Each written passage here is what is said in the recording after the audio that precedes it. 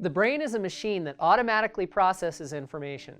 While this fast processing power enables us to make decisions, sometimes these decisions are made so quickly that the brain bypasses logical decision-making.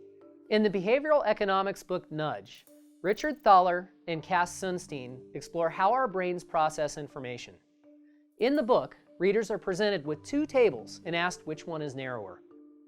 You might guess that the table on the left is narrower, but in fact they're identical in size. Their different orientations trick your eyes into perceiving differences that aren't there.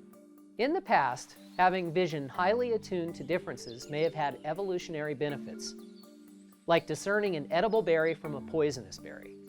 But this benefit also left us vulnerable to optical illusions. In a similar way, our hardwired processing and emotional reactions help us make quick decisions. But these mental shortcuts can also lead to errors in judgment called cognitive biases.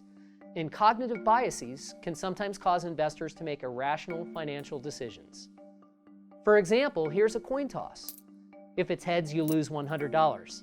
If it's tails, you'll win $150. Would you accept the gamble? A perfectly rational person would take this risk because the reward is higher than the risk. But people are afraid of losing money. This type of irrational thinking is influenced by a cognitive bias called loss aversion, in effect first noticed by psychologists Daniel Kahneman and Amos Tversky. This loss aversion could potentially hurt an otherwise rational investor. For example, in 2008, the average annual return for the S&P 500 was negative 37%. When faced with such a huge drop, some investors may have been tempted to exit the market to avoid loss. However, the average annualized return from 2002 to 2021 was actually closer to 10%.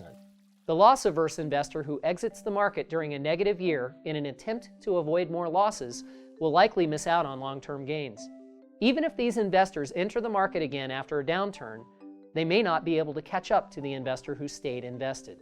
Some investors may also fall prey to hyperbolic discounting, which is a fancy economist way of saying people often prefer immediate but smaller rewards over larger long-term rewards. This preference for immediate rewards could prevent people from saving money and investing.